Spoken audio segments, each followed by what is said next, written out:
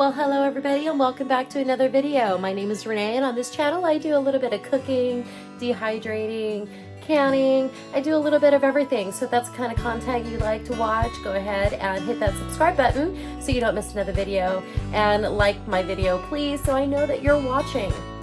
So today I'm going to make some keto enchiladas. Enchiladas are almost one of my favorite things to make next to pork belly tacos, but I'm going to make it keto style. I don't want all the bread. I've been eating way too much bread lately. So I'm going to show you how I make my tortillas keto friendly.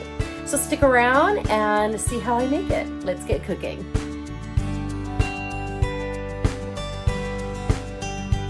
My husband bought some short ribs for us to have for dinner. So I'm going to throw these in the Instant Pot for about a half an hour. I'm going to go run an errand and come back.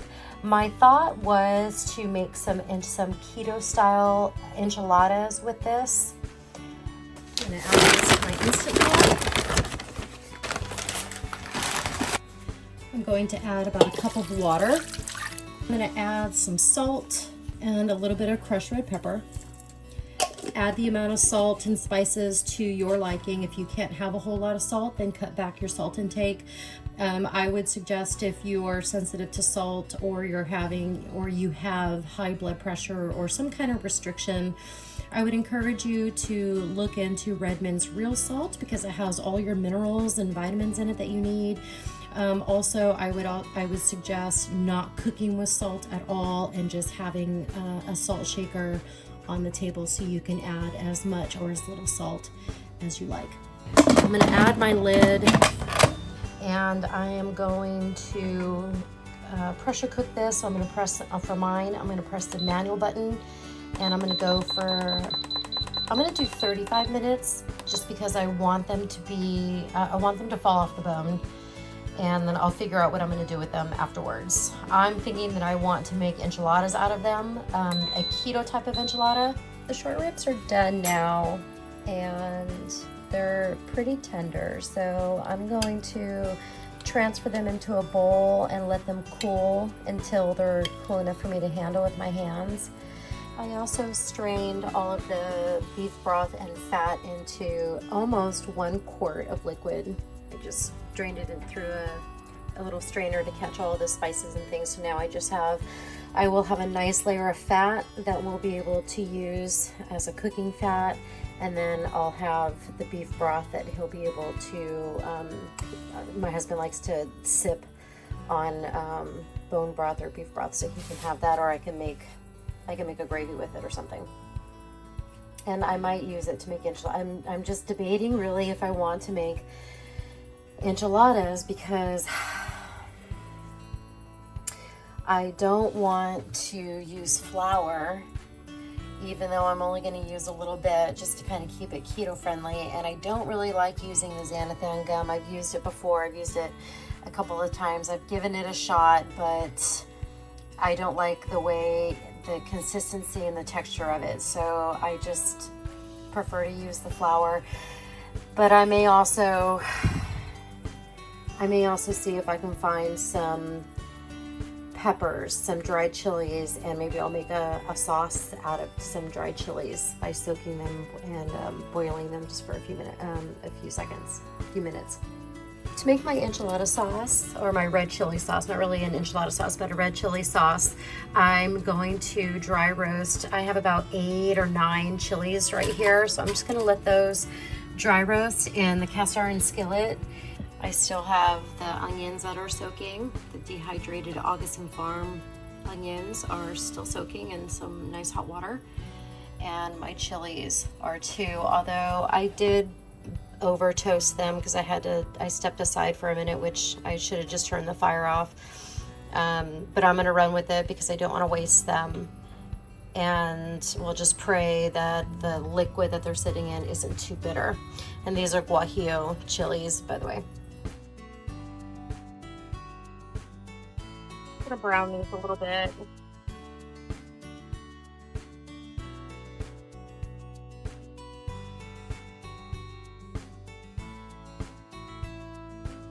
I'm gonna add my chilies to my bowl. They've been soaking for about 20 minutes and they're nice and soft.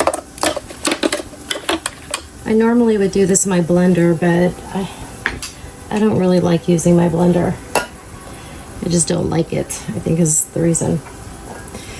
And we're going to use also 1 cup of the liquid. 1 cup of the liquid that these chilies soaked in. I'm going to save the rest in case I need to use more. I'm going to add all those onions that I had sauteing. These are the dehydrated onions.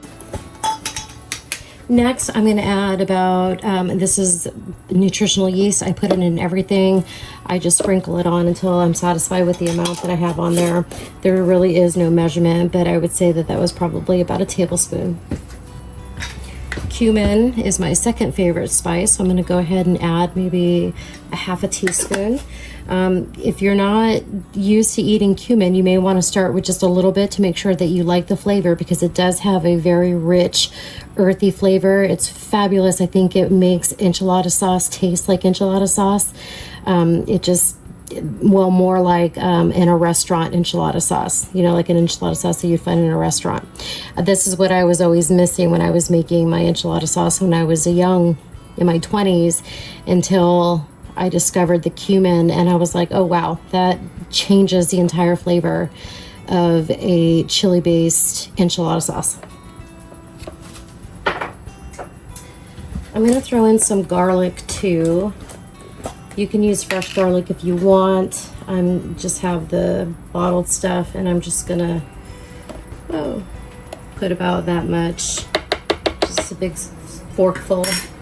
And then I'm gonna add a little bit of salt. I'm not gonna tell you how much to add. You add as much as you want, or don't add any at all, and salt it as you eat it or serve it. And now I'm gonna just throw on my lid, my top to my food processor, and we will let this do its thing. Just puree it until it's the consistency that you want. This is just the rest of the beef bison tallow that I used to saute the onion. So it's, you know, I'm not using a used spoon. It's just been sitting there, so I'm not gonna wipe it off. But this is the consistency of the chili sauce. And so I think I am going to move forward, and I'm going to make some enchiladas. I'm going to put my eggs in here. I'm just going to use 3 eggs. I think typically it's 1 egg per like tortilla wrap, but we'll see. If I need to make 3, I'll just make 3. So I've got 3 eggs, and I'm going to use just maybe about a tablespoon of heavy cream. And again, with my fork that I was using in the chili sauce, this would be great. You could put some of the chili sauce in this, actually, if you wanted to, and I might just do that. I think I'm gonna add a little bit of this chili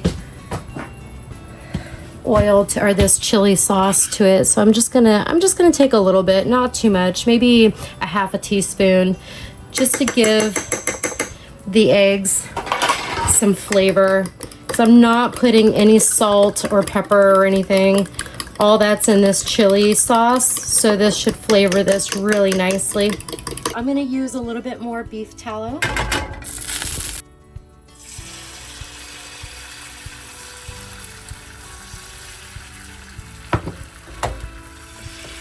I'll make it the whole size of the pan, just so it'll look pretty.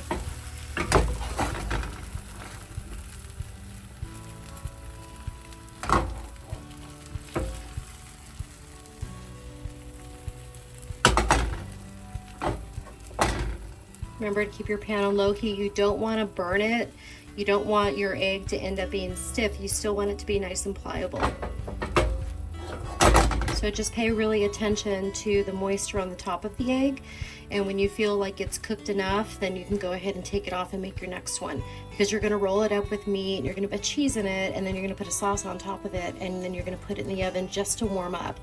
So it's going to cook more.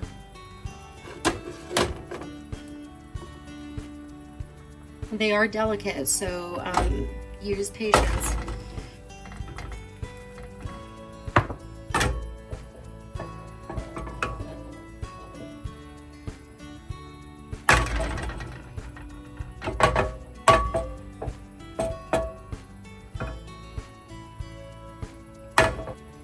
Look at these egg tortillas. Aren't they beautiful?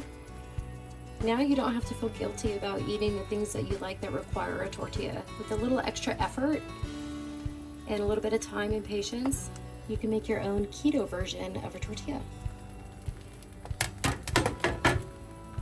Okay, so now that my meat is all cooled down, I'm just gonna give it a rough chop. It's really nice and tender.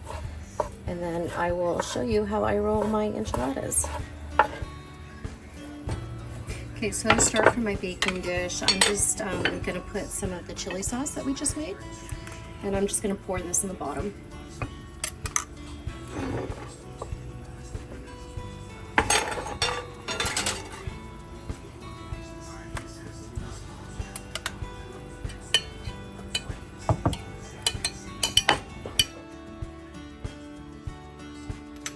So I yielded about a quart of chili sauce, so I just put it in an old olive jar, or I think it's a honey jar actually. Here are the egg wraps. They're nice and thin, they're pliable. You can fold them, so you can even slice them and make ribbons with them if you want. Okay, so I'm going to add some of this chili sauce to the bottom of my egg mixture, my egg tortilla. Add a little bit of meat.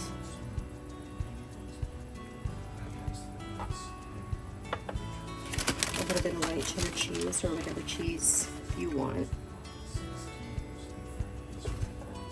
And then we're just going to carefully roll it. They are very, very delicate. So I'm going to roll it and I'm going to place it in the baking dish. Oops, put my cheese down first. Forgot what I was doing. Meat.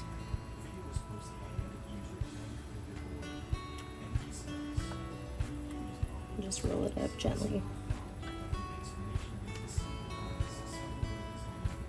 All right, next I'm going to top this with our chili sauce.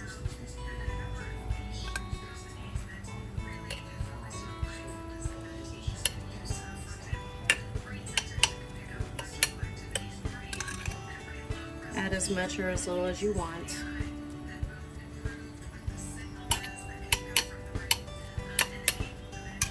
And then I'm going to top it with some cheese.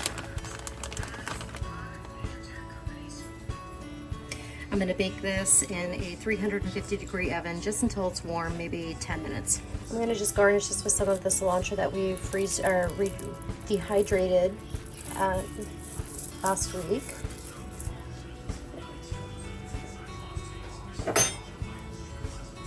And this is what we're gonna have for dinner tonight. Let's see. All right, and some of you are probably thinking that the egg is gonna get really super dry or tough, and it really doesn't. Look at. I do highly recommend using guajillo chilies. I think they have the most flavor. And then use as much salt or as little salt as you want. But you can always season your sauce at the very end. But I didn't season anything else. I think I just threw in a little bit of salt and nutritional yeast when I cooked the meat, but that was it. I didn't put any salt in the eggs. And it's nice, it's not overly salty. Just requires a little bit of patience. The first one that I made, I attempted to overstuff, so I overcompensated and it just fell apart when I rolled it up. So you definitely want to be careful when you're using these. They are very thin and fragile, so take your time and just know that this is gonna take you a little bit of time to put together. But this is, you can still eat this. You can just warm it up in the microwave or your oven and just put some more chili sauce on it and it's gonna taste good. So I'm just gonna set that aside. We can call this a deconstructed enchilada. How about that? And then with the fourth tortilla that I made, I just wrapped it up and I cut it into strips. So it looks similar to noodles. And then I topped it with some of the meat, some of the cheese, and some chili sauce. Well, thank you everybody for watching another video. I appreciate all the new subscribers that have joined our YouTube family over the past few weeks. Yay, we made it over 50. I am tickled pink about that. So keep on watching and I'll see all of you guys in another video. Bye.